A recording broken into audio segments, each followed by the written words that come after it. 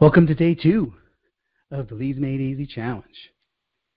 It's all about the benefit of avatar accuracy. At this point, you should have a pretty clear idea now, or at least a much clearer idea of the readiness, need, and desire of an ideal client, and a clear idea of where you are most suited to serve.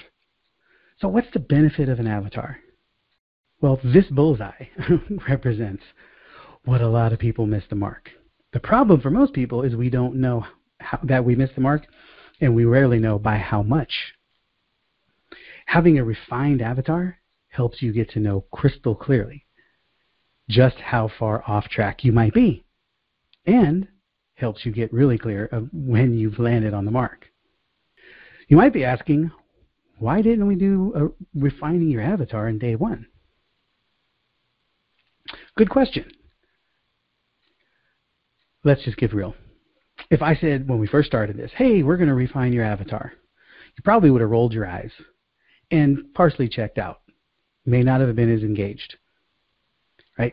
And I know that, so I wanted to focus on showing you another way to think about this, which is what the stages and the flow exercise really does. Helps you see this from a perspective that you normally don't, which now gives you greater insight into what are the ideal refinements you want to add to the person who is most likely to be in this stage. So now that you have figured out what stage your ideal client is in, and make sure that we're taking the number 1, right? What you rated number 1 in the previous exercise, which stage most likely, so don't focus on all 4 stages, you focus on the number 1 stage right now. Right? And now what we're going to do is we're going to start looking at who's the person who is in that stage, and what are the things they're likely experiencing in that stage that make you have to be ready to engage them at that level. So here's what I want you to do to start. We're going to dive in, but first I want you to stand up. Stand up, come on. And I want you to hold up your left hand. Now I want you to take that left hand and I want you to wipe it across your forehead and make a squeaky sound like, okay? What you just effectively done is you have wiped your brain clean. We're going to come at this with a clean slate. Don't worry, you don't have to throw away everything. You can just put it on the ground in a pile next to you. Feel free to pick it up when we're all done. Okay? After we've done the challenge, you've learned some new things. You can then take that and sprinkle back in what you know on top of it. But right now, I don't want you to be fighting with what you think you know about ideal avatars and client refinement in this process. Just stay with me. Stay connected. Right? My friend Vanessa Shaw has one of the best quotes I've ever heard. It says, when you say I know it, it means you've got the results to show it. So don't say I know it if you're not living it as an expertise. All right? Awesome. And I use my left hand. I have you use your left hand simply because I'm left-handed, and I like it. It's funny when I get in front of a room and I have people do that because everybody's awkward with their left hand. But that's just for me, my own personal entertainment. Now I want you to think about how you happen to people. Interesting question, right? Well, if you were a verb is an action word, right? A verb is a word used to describe an action, state, or occurrence, or so says Webster. If you were a verb, you would happen to people or things or environments. So what do you want people to do, think, or feel, or be differently as a result of how you happen to them? For me, I want to inspire people. There are a lot of other things that need to happen that I focus on, but before I can get people to do anything or take any other action, I have to inspire. It's important that they are inspired out of the frustration or challenges that they're currently experiencing so that they are ready to do something about it. So I'm always focusing on how can I inspire people, right? What's the word that makes sense for you? What is that verb, right? What's the action word that best describes how you want to impact people? Okay, no wrong answer. Just your answer. Now let's get back to this bullseye. We want you narrowing the focus so that you can hit the bullseye center over and over, over and over. And if you're starting to think, yeah, once in a while maybe, but over and over, then you're already on the wrong track. The primary objective, remember in day 1, we talked about having the right conversations with the right person at the right time, aka bullseye. Okay, it's getting those people in that center circle all the time. And when you can get more of them in than out, you're on the way. Then you'll start seeing that you'll be able to get most of them in. And then you'll reach a point where you literally just have all of them in, because this will be so refined. Right? So what I want you to think about right now is, and don't overthink. Don't overthink this. Just let it flow. It's in there. You just need to answer it. Now that you know the struggle of their journey and where they are in the stages of readiness, need, and desire, what are the characteristics and traits of this person?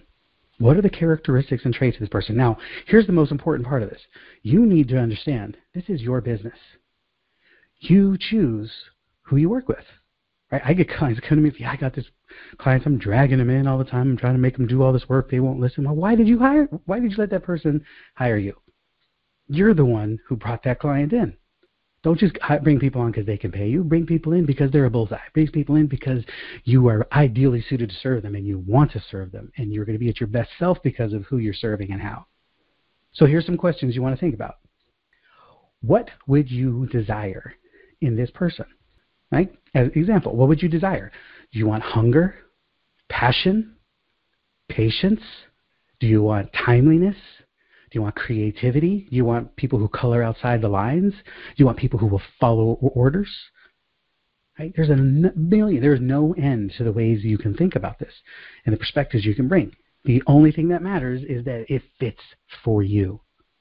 What do you desire in this person? Do you desire in this person that they are prompt and punctual, that they pay on time, that they pay in full, that they pay early? Right? Do you want in this person that they have other things to bring to the table, that they have a network of people they can introduce you to? Guess what? You get to decide. How awesome is that? Who is the person you prefer to be when working with this person? Okay? Think about this. It's very important. Do you want to be the leader? Do you want to be the whip cracker? Do you want to be the teacher? Do you want to be the partner? Do you want to be the architect? Right? I have a friend, Jen, who has a community. She's a very impactful leader, and she literally spends most of her time in prayer. She serves her people. Her people are doing work.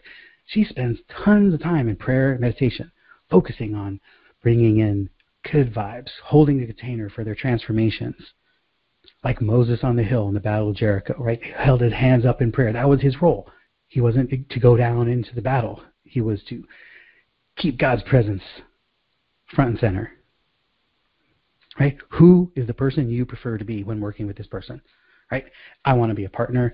I want to be an inspirer. I like being the energy behind it. I love being the one that lifts people up and keeps them going and then inspires them to do something.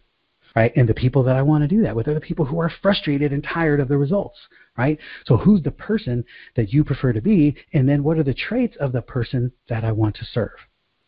Right? What are the traits of the person that I want to serve? I want people who are prompt. I want people who are excited. I want people who are grateful. I want people who are risk-taking. They will see something new and take on a challenge. Right? I love working with people who aren't afraid of change. They're not afraid to move and take action. They just usually don't know the exact actions they should be taking. Right? Do you want somebody who you have to hold back, or do you want somebody that you got to drag? Right? And again, there is no wrong answer. Super important here. No wrong answer, just your answer. Maybe what you teach requires that they take it all in, process it, and then implement. Or maybe what you teach requires immediate action. So you need to think about what are the personality traits of the person that is most suited to that work with you. How do you want to impact them? Again, thinking back to the verb. Okay, and who's the person who best is going to be served by that? Include personal preferences. This is vital. It's your business. If you want to work with athletes only, guess what? You can decide that. If you want to work with corporate refugees only, you get to decide. You want to work with men, you want to work with women, you want to work with seniors, you want to work with children, you want to work with minorities, you want to work with inner city kids. You decide 100% of this. That's what's so awesome about this. Personal preferences. right? Think of a person in your life that you're best around. Like, truthfully, there's a lot. I am a pretty happy guy, and I pretty low key, low levels of friction in my life, and so I see the best in just about everybody. So I see them as a future version of themselves, and I love being around that person. So I do everything I can to inspire them to climb and to take steps and get over that and to become that person that I know they're capable of, that I know you're capable of. Now, as you're thinking this through, you're going to start having you should start having traits that are coming from familiarity. The reason this stuff could come out of you so simply is because you've spent your whole life cultivating preferences and desires, needs, wants. It's already in you. You don't have to create it. And it's because you've already experienced it in relationships. So start seeing this. You should start seeing a form as you start. The more detail you pull from this exercise, the more clarity you're going to have.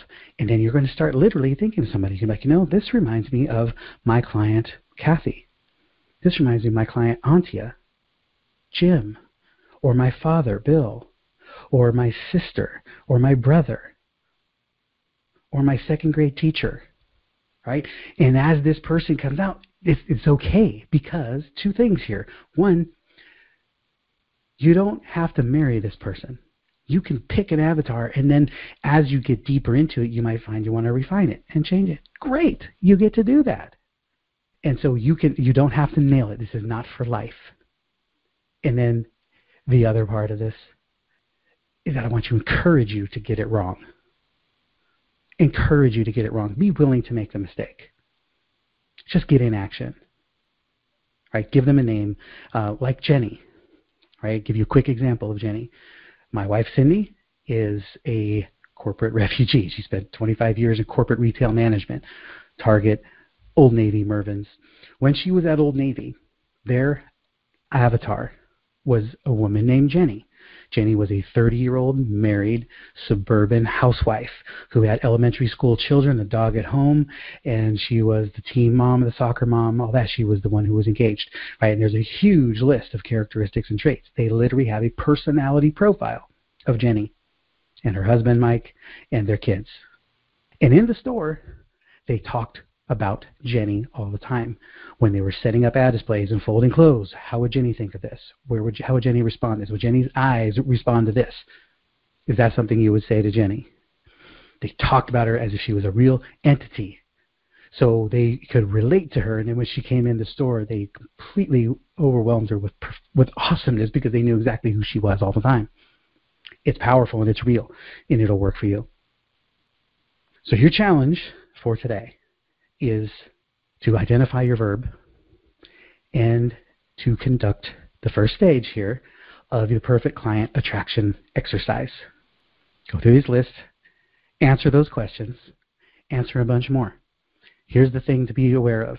If you don't have clarity, if you don't reach any kind of clarity in identifying the traits of this person and coming through with who this person is so you can come to a place of naming them, it's simply because you haven't gone deep enough. You don't want to list 3 characteristics and traits. Try to list 30. Heck, 300.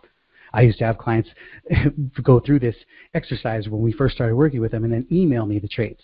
And I once had a guy named Dave who was a roofer who sent me a list. It was a 5-page email with 147 characteristics listed and detailed out. I thought it was pretty impressive. I'm not asking that from you, but just know that's where it can go. The greater level of refinement leads to a better level of clarity, which will get you the bullseye. Go ahead and jump into your exercise, and then we'll see you in the Facebook group. See you at 7.